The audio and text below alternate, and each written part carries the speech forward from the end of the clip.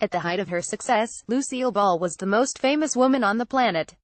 A newspaper suggested that her face was more familiar to the American public than Jesus Christ's. Idi Amin was a huge fan.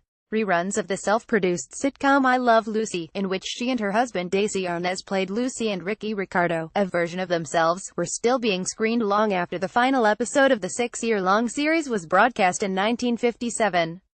There were endless spin-offs, keeping Ball working well into her 70s. Ball was ahead of her time. Washed up in the movies, she spotted the potential of TV long before others working in Hollywood.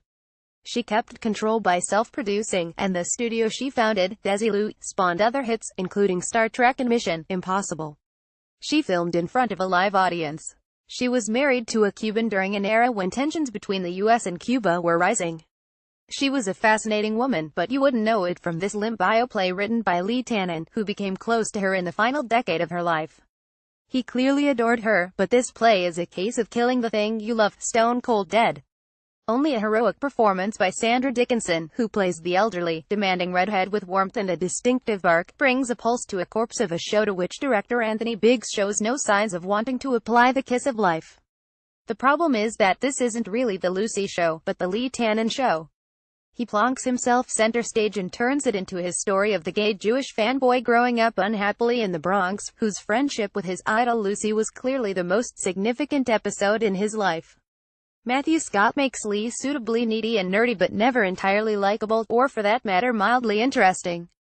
Because the story is seen entirely through Tannen's eyes, Ball is diminished, reduced to an increasingly cranky, gossipy old woman, bitching about the size of Clark Gable's penis and inquiring just how fat Elizabeth Taylor has become.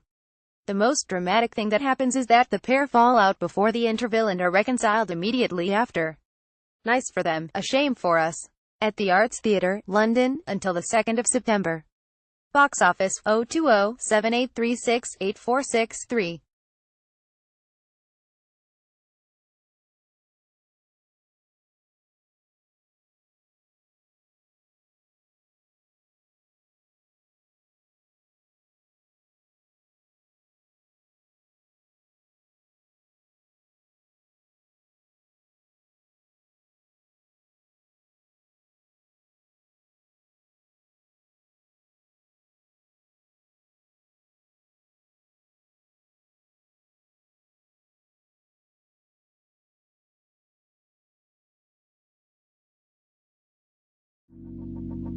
Let it go, make my body go, make our bodies higher and higher.